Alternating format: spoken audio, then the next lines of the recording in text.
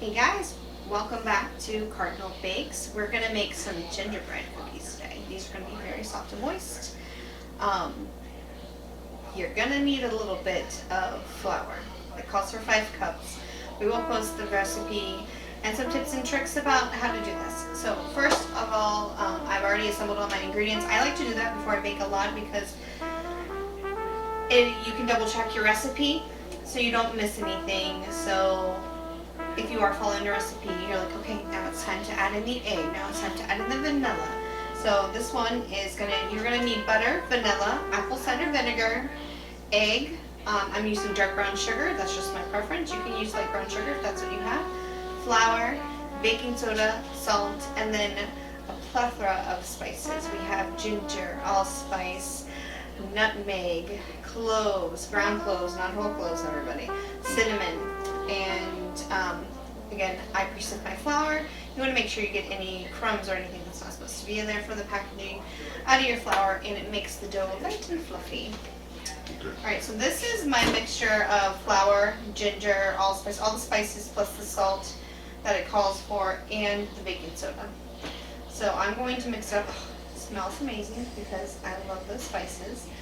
If you don't have a full mix of like individual spices, you just have like cinnamon and ginger, and then you have pumpkin pie spice. You can use pumpkin pie spice because pumpkin pie spice is actually a mix of allspice, clove, cinnamon, and is that allspice, clove, nutmeg. It's no pumpkin in it. It's just the spices that people use in pumpkin pie. It's also it'll be pumpkin pie spice or pumpkin spice, but that's just in case, you don't have to go out and buy every single individual one if you don't want to. So we're going to mix this in thoroughly. It kind of looks like seasoned flour now. It smells delicious.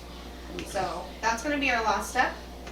And then we're going to set it aside. I would say for this one, if you are going to use a stand mixer like mine, do not overly mix the dough because this is a roll-out dough that has to be chilled and you don't want to overwork it. So like a lot of the cookie mixes, if you've done cookies before, you're going to start off with softened butter. I use unsalted because you're going to add, in baking, because you're going to add salt to it. And you don't want to over salt your batter. So we're going to take let me get a spatula real quick. Take your softened butter and add it to the mixer. Now this, when you start mixing and creaming your butter, you're going to do a medium setting on your blender.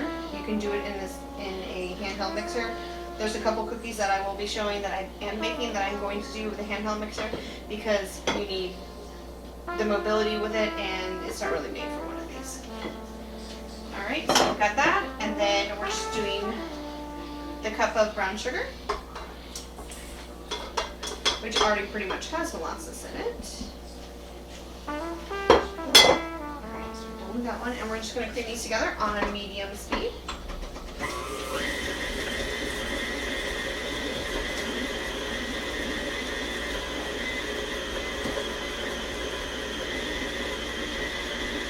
Alright, so we're going to add in our vanilla. I'm still in vanilla. It's like triple gold right there. Alright, and then we're going to add in our apple cider vinegar as well. And I want 1 egg for this. We're going to let the egg mix for a little bit and fully incorporate. And actually it's not that many ingredients, but after this egg goes for a little bit, turn it down. And then I'm going to scrape the sides so it mixes fully and incorporates. Okay. So there's spatula again. Any comments, Mr. Handsome Jamaican husband? Okay,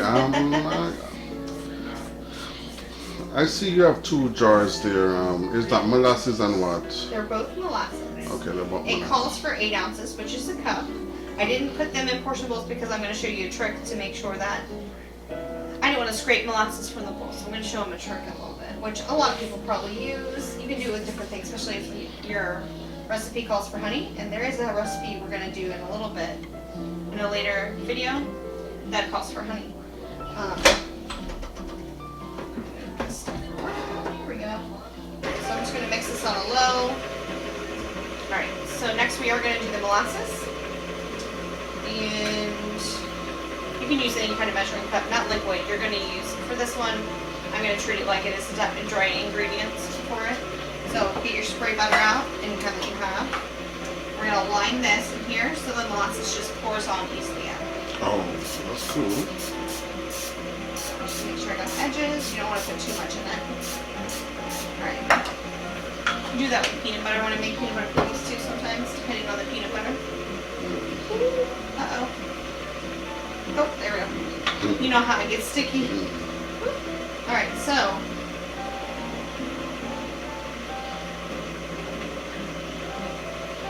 Do you know how they make molasses?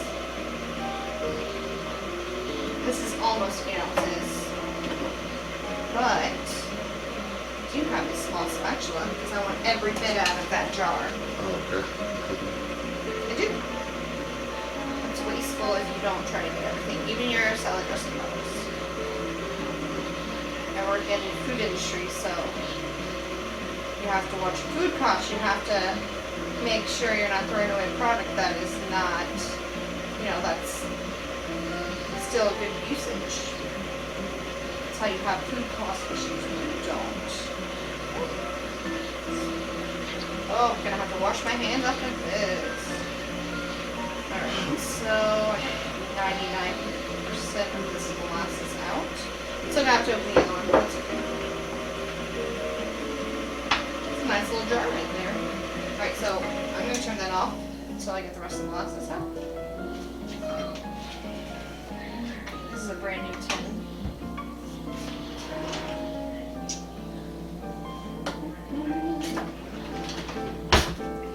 They have a little things like that. You know how they have the new ones where you just pull up? They're plastic. They're like, alright, put some little trash bowl over here. Alright, so, alright, that's 8 ounces.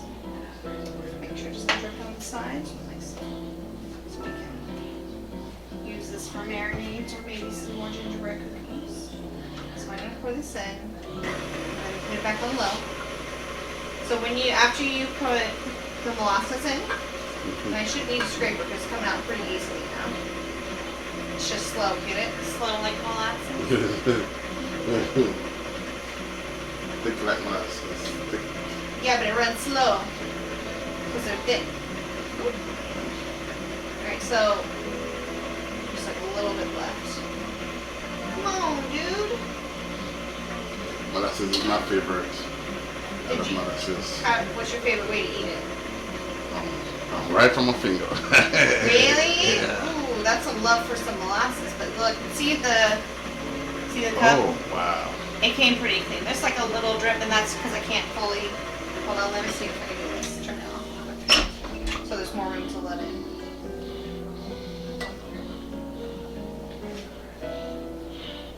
So now it kind of looks like chocolate because it's I so will round put in here. molasses in my stewed chicken. I put molasses on my chicken. It's on the outside. On my oxtail, I put it on my oxtail. When you add it, that's on the recipe for oxtail. No, but it gives it a little taste, a little So now when you go to scrub this, when you go to clean, you really don't have much to clean. And you don't waste molasses that's stuck in there. So, alright. Mix, mix, mix. All the dirty stuff. Wash it. Yeah, it smells really good. I haven't made these since I was probably a teenager. We tried to make a gingerbread house one year. And you have to be very precise on the measuring, and if you use like this one, it shouldn't spread too much. The dough is made for baking. Some of them call for baking soda and baking powder. Baking powder does help rise, which so does baking soda in a certain way, but if you put too much of it in there,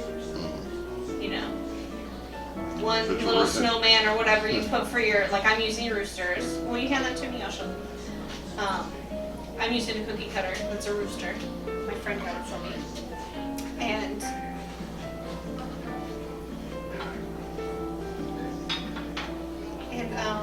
you could end up with roosters that look like peacocks or something. They're gonna, sorry about that, they're gonna spread out. This is the one I'm doing. I might do a few smaller ones like rounds or a snowman or an angel or something like that because it's the holidays. So if I put too much baking powder, it might look like the cookie dough man. Yeah, look at some Pinterest fails, people, like for real. But that's what we're gonna use. But this dough also, you need to make, if you are making it, you're gonna need to plan accordingly because it does take 3 hours or chill overnight. Now I'm doing my doughs ahead of time for the holiday and I'll be baking them tomorrow, the next day. But this one will be perfect. Now with this recipe also, you can keep it up to 2 weeks in the refrigerator. And you can keep it in the freezer as well. But when you keep it, you're gonna wrap your dough in freezer paper or cling wrap, the saran wrap, and then wrap it into like a freezer safe bag because you don't want it to get sticky. All right, so this is the final part before I roll it out into a bag and then I put it in a container. Make sure your mixer's on low, and then I'm gonna start adding the flour. You want to make sure they're well incorporated. Probably about, I would say, a half cup to 3/4 cup at a time, and then let it mix and incorporate. Now that the spices are going in with the molasses, can you smell it? I can smell it. Can you smell it? Oh, so good. It smells so good. But I love baking cookies. I love baking breads. I love baking around this time of year. And I love eating them. Yeah, you're not the baker, you're the connoisseur. Yeah, I'm the connoisseur. It just brings back a lot of childhood memories. Like, this time of year really is about, like, you know, spending quality time. Yeah, so the family, friends, you know. Yes, definitely. And I love the kids around. You can give it to the kids that can enjoy the cooking. And for me, it's not just, like I have a passion for cooking and baking. But it's kind of an accomplishment for me. I like to see people's reactions when they try something because not a lot of people make, maybe this year because of 2020, but not a lot of people make homemade baked goods anymore. So they can just go to Publix and, you know, they go to. It is easier. Not everybody has time to do this. Shoot, this is my spare time of my. Let me watch a TV show on Netflix and binge time. But this is very soothing and relaxing. Ooh, this one smells so strong.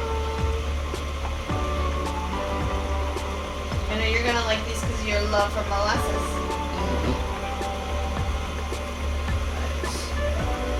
I didn't have clean room, but I do have the freezer safe bag, so.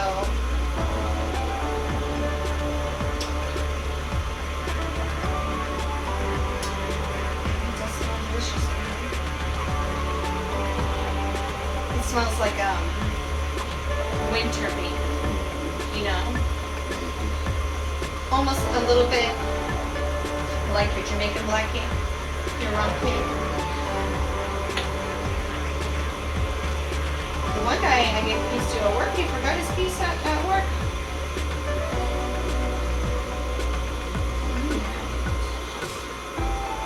He put it in his truck though tonight. He's like, I'm not forgetting it. That's a hot commodity around this. Because, I mean, unless you have a family member who's pretty proficient in how to make this, not gingerbread and Jamaican black cake, then you go and you can buy a slice for like, what, $5, $6? No.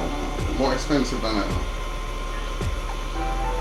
That's a delicacy. That's like yeah, but a cake is like $50 or $60. Yeah, but Jamaican cake, no, the one in the Caribbean store by our house is like $5 or $6. Where get that from? No, Jamaican cake? The one at the Caribbean store, the bakery area. Oh. They sell it by the slice. Alright, so the batter's starting to get thicker in this cookie mixture right here. It's starting to look. I do have a bread recipe that I do, and I take ginger snaps and I crush them up, like in the food processor.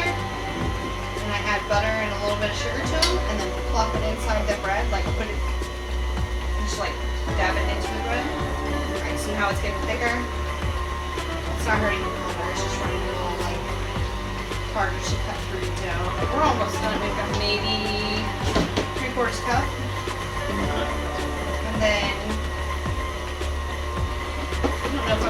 it in that bag or just leave it in the container? Leave it in the container.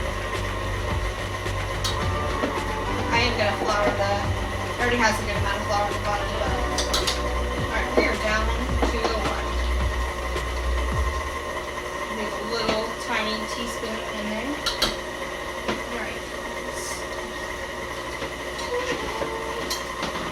Alright, we don't want to overmix it because it needs to rest. And man, that molasses smells divine right now. We're gonna let it rest in this container. Take off the cleaner. That wasn't as thick as the other cookie mixture we made. Like always, I clean off the beater. So when you do go to make these, you can do them in whatever shape you are. It is a rollout dough. I guess you could scoop it honestly if you wanted to. I've seen a lot of people do that when like the ginger snaps come in the little drop down dough. But we're gonna roll these out and make these either into roosters or something festive. I've had this rooster cookie cutter. My kitchen's all roosters. If you could only see. I think I need a couple more to complete my collection. What do you think, Ryan? There's so much roosters. But I've never used that cookie cutter before. It's time to bring it out and use it. I was like, what can I use this for? Because I don't do roll-up cookies that often. I'm trying to think about something to like roll-up. You want to try the batter? Oh, definitely. Let it taste. Want to try it? No, there's right here. Mmm.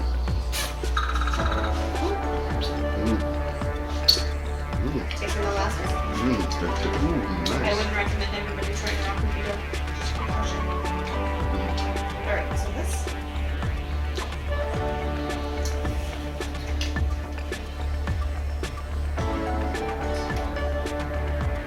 So after you refrigerate this, 3 hours is recommended overnight. At least is 3 hours. You're gonna want to cut it into sections, honestly. Like only bring a fourth of a dough out by the time, because you're gonna roll it out, which I will show you. And because you don't want the rest of the dough to get too hard, or it'll get too soft, and then it will be really hard to work with. So, this is an arm workout right here.